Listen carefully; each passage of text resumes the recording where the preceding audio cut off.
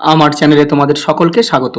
আজ আমরা ক্লাস 8-এর রায়মার্টিন প্রশ্নবিচিত্রা থেকে ভূগোলের তৃতীয় পর্যায়ক্রমিক মূল্যায়নের অষ্টম স্কুল সলভ করব।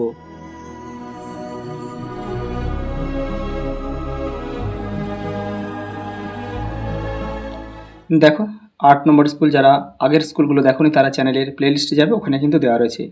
ওখানে ইতিহাস, বাংলা, পরিবেশও কিন্তু দেওয়া রয়েছে। দেখো, পৃথিবীর ব্যাসার্ধ কত? 6370 কিলোমিটার।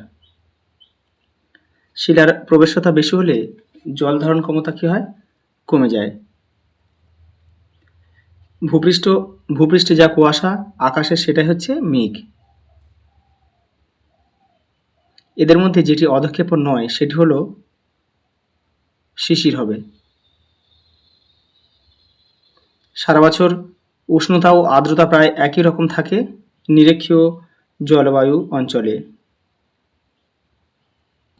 দেখো, পরের প্রশ্ন, ভারতের জলবায়ু নিয়ন্ত্রিত হয় যে বায়ু দ্বারা সেটি হলো মৌসুমী বায়ু। এদের মধ্যে যেটি পরিবেশ বান্ধব শক্তি নয়, মানে অর্থাৎ যেটা পরিবেশ দূষণ ঘটায়, তার মধ্যে এটা হচ্ছে তাপবিদ্যুৎ শক্তি। ভোপাল গ্যাস দুর্ঘটনা সৃষ্টিকারী প্রাণঘাতী গ্যাসটির নাম হচ্ছে MIC, মিথাইল আইসোসায়ানেট পুরো নাম হচ্ছে। দেখো, আয়তনের দিক থেকে ওশেনিয়া পৃথিবীর ক্ষুদ্রতম মহাদেশ।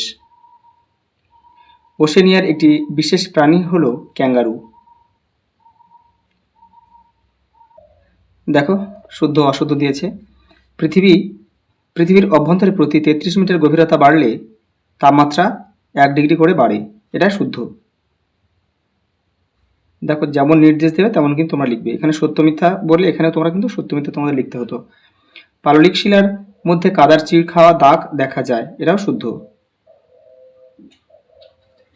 তারপর দেখো, কোরিওলিস বলের কারণেই বায়ু সোজা পথে চলাচল করে, এটা কিন্তু অশুদ্ধ। এটা হবে বায়ু হচ্ছে বেঁকে যায়, সোজা পথে যায় না, বেঁকে যায়।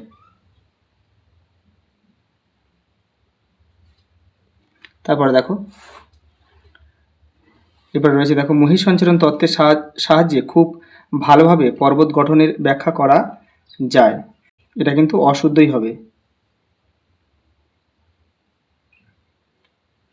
কারণ এই মহীসঞ্চরণ তত্ত্বের সাহায্যে কিন্তু পর্বতের গঠন খুব ভালোভাবে ব্যাখ্যা করা যায় না। এটা তোমাদের টেক্সটের 7 নম্বর পেজে রয়েছে। দেখো, মেঘ ধূলিকণাকে আশ্রয় করে ভেসে থাকে, শুদ্ধ। সমুদ্র সমতল থেকে যত উপরে ওঠা যায় বায়ুর উষ্ণতা তত কমে। পরিবেশ যখন নিজের ক্ষতি নিজেই পূরণ করে তখন তাকে কি বলে?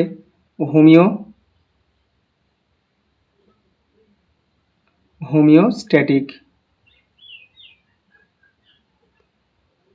ব্যবস্থা। পৃথিবীর গভীরতম স্থান হচ্ছে মারিয়ানা খাত।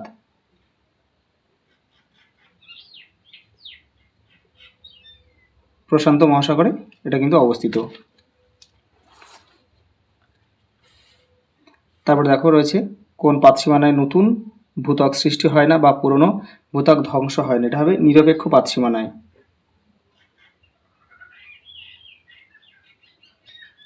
ভূগর্ভের গরম জল ফাটলের মধ্যে দিয়ে ভূপৃষ্ঠে বেরিয়ে এলে তাকে কি বলে? উষ্ণ প্রস্রবণ। উষ্ণ প্রস্রবণ।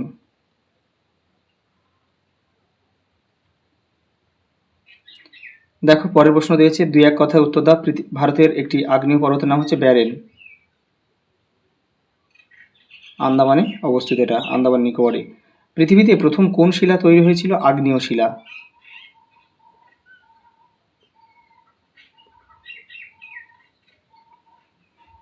আগ্নেয় শিলা। বায়ুর অনুভূমিক চলাচলকে কি বলে? বায়ু প্রবাহ।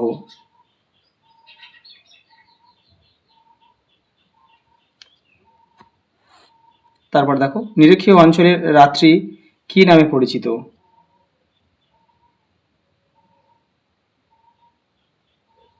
ক্রান্তীয়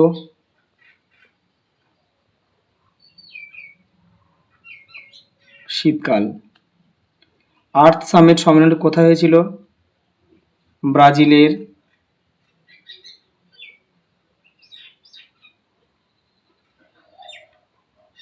রিও ডি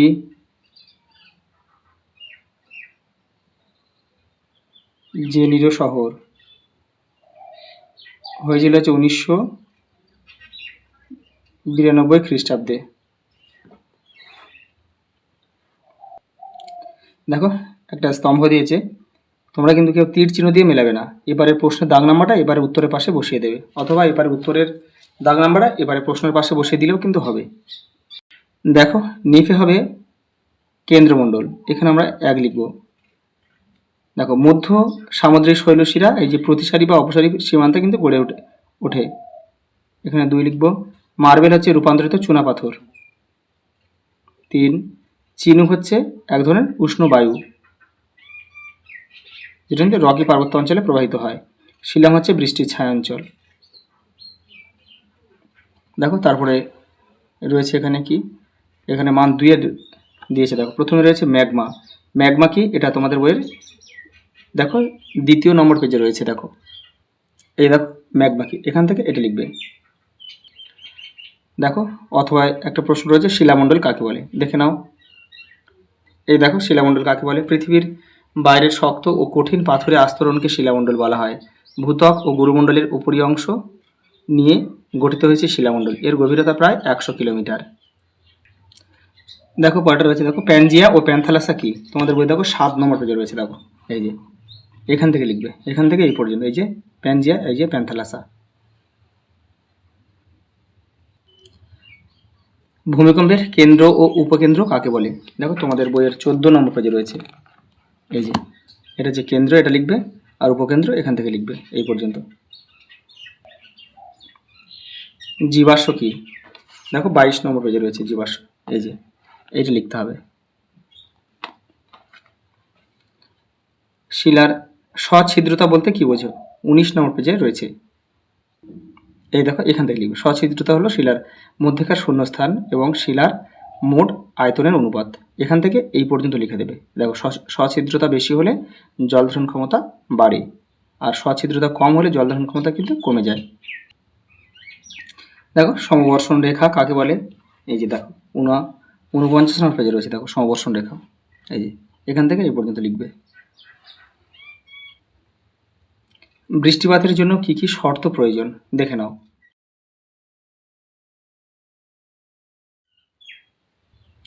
দেখো মান 3 প্রশ্ন রয়েছে। এবারে বায়ু চাপ বলয়ের স্থান পরিবর্তন সম্পর্কে ব্যাখ্যা করো, এই যে এখানে তোমাদের লিখতে হবে।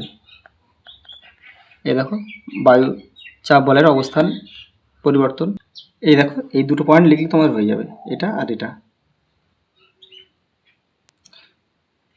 দেখো অথবা একটা প্রশ্ন রয়েছে ঘূর্ণবাত ও প্রতীপ ঘূর্ণবাতের মধ্যে পার্থক্য লেখো, দেখে নাও।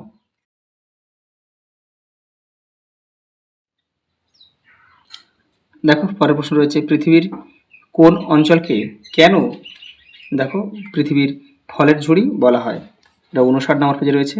এটা ভূমধ্যসাগরীয় অঞ্চলকে বলা হয়, কেন বলা হয়, এখান থেকে পুরোটা লিখবে। এটা এখান থেকে এটা লিখলে হয়ে যাবে। কি কারণে মৌসুমী জলবায়ু অঞ্চল পৃথিবীর সর্বাধিক জনবহুল অঞ্চল, দেখো ওটা তোমাদের বইয়ের 57 নম্বর পেজে রয়েছে। এই যে এখান থেকে লিখবে, এখান থেকে এইটা। পরেরটা দেখো সংক্ষেপে স্থিতিশীল উন্নয়নের ব্যাখ্যা করো, 70 নম্বর পেজে রয়েছে স্থিতিশীল উন্নয়ন, এই যে এখান থেকে লিখবে, এখান থেকে এই পর্যন্ত। পরে রয়েছে দেখো চিপকো আন্দোলন সম্পর্কে লেখো, 71 নম্বর পেজে রয়েছে। এই যে চিপকো আন্দোলন। অস্ট্রেলিয়া ও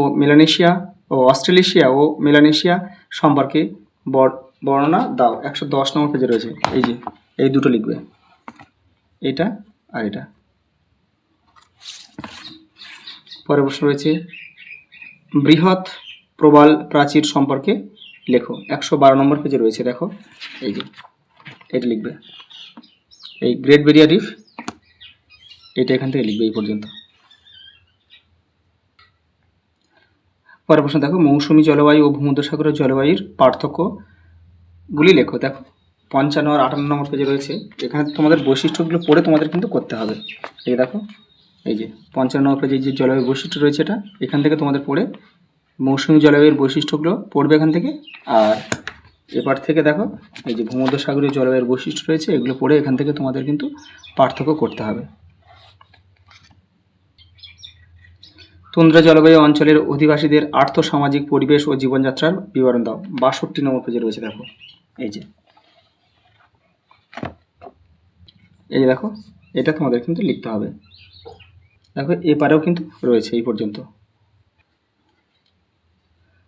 পরিবেশ অবনমন প্রতিরোধের উপায়গুলি সম্পর্কে আলোচনা করো। দেখো 70 নম্বর পেজে রয়েছে। এই যে নিয়ন্ত্রণের উপায়, এখান থেকে তোমরা লিখবে। এখানে অনেকগুলো রয়েছে, এখান থেকে তোমরা লিখবে। তারপর দেখো, আধুনিক কৃষি পদ্ধতি ও বহুমুখী নদী পরিকল্পনার উদ্দেশ্য ও পরিবেশের উপর প্রভাবগুলি আলোচনা করো। 68 নম্বর পেজে এটা রয়েছে, দেখে নাও। এই যে দেখো, আধুনিক কৃষি পদ্ধতি, এটা লিখবে। আর দেখো, বহুমুখী নদী পরিকল্পনা, এই যে এটা লিখবে, এই কলমটা। দেখো, পরে রয়েছে মারা ডার্লিং অববাহিকায় কৃষি ও পশুপালনে উন্নতি লাভের কারণগুলি ব্যাখ্যা করো। দেখো 17-18 নম্বর পেজে রয়েছে। এই যে কৃষি ও পশুপালন, এটা পুরোটা লিখবে। আর যদি পারো এপারে এই পয়েন্টগুলো করে দিও, এই যে, তাহলে খুব ভালো হবে। পরে দেখো রয়েছে লাস্ট প্রশ্ন, অস্ট্রেলিয়ার ভূপ্রাকৃতিক ভাগ উল্লেখ করো এবং যে কোনো একটি ভাগ সম্পর্কে আলোচনা করো। 110 নম্বর পেজে রয়েছে। এখানে দেখো 4টি ভাগ রয়েছে। এই যে অস্ট্রেলিয়ার ভূপ্রকৃতি 4টি ভাগ, পূর্বের উচ্চভূমি, দেখো পশ্চিমের মালভূমি রয়েছে, আর এপারে রয়েছে মধ্যভাগের সমভূমি, আর এপারে রয়েছে উপকূলের সমভূমি। এই যে কোনো একটা সম্পর্কে তোমরা ডিটেলসে লিখবে। এই উপকূলের সমভূমিটা লিখবে, এটা ছোট আছে, বা এটাও লিখতে পারো, এটাও ছোট আছে। দেখো লাস্ট ম্যাপ পয়েন্টিং দিয়েছে। পৃথিবীর রেখা মানচিত্রে নিম্নলিখিত বিষয়গুলির নাম ও প্রতীক সহ চিহ্নিত করে উত্তরপত্রের সাথে মানচিত্রে জুড়ে দাও। কী কী? গ্রেট ডিভাইডিং রেঞ্জ, আন্দিজ পর্বতমালা, আমাজন নদী, কানাডীয় শিল্ড অঞ্চল, আর পম্পাস তৃণভূমি অঞ্চল। দেখো, আমি দেখিয়ে দিচ্ছি এটা। এই দেখো, এখানে তোমরা উপরে নাম, রোল, ক্লাস লিখবে, পেন দিয়ে লিখবে, আর ভিতরটা কিন্তু পেন্সিলে করবে। আমি তোমাদের ভিডিওটা পরিষ্কারভাবে বোঝানোর জন্য কিন্তু পেন দিয়ে করলাম। দেখো, এই যে গ্রেট ডিভাইডিং রেঞ্জ হচ্ছে এখানে আছে, অস্ট্রেলিয়ার ঠিক এই পূর্ব দিকের উপরের দিকে। এই এক, দেখো প্রশ্নের দাগ নাম্বারটাও দিয়ে দেবে। এবার দেখো রয়েছে আন্দিজ পর্বতমালা, একদম দক্ষিণ আমেরিকার পশ্চিম উপকূল ধরে পুরোটা হচ্ছে আন্দিজ পর্বতমালা। পম্পাস তৃণভূমি এই যে এই জায়গাটায়। আর আমাজন নদী যখন আগে তীর চুনে দিয়ে দেবে কোন দিক থেকে কোন দিকে প্রবাহিত হচ্ছে। আর তারপরে হচ্ছে কানাডীয় শিল্ড অঞ্চল, এই যে এই অংশটা কিন্তু পুরোটাই কানাডীয় শিল্ড অঞ্চল আছে। এই পর্যন্ত, দেখা হবে পরের ভিডিওতে।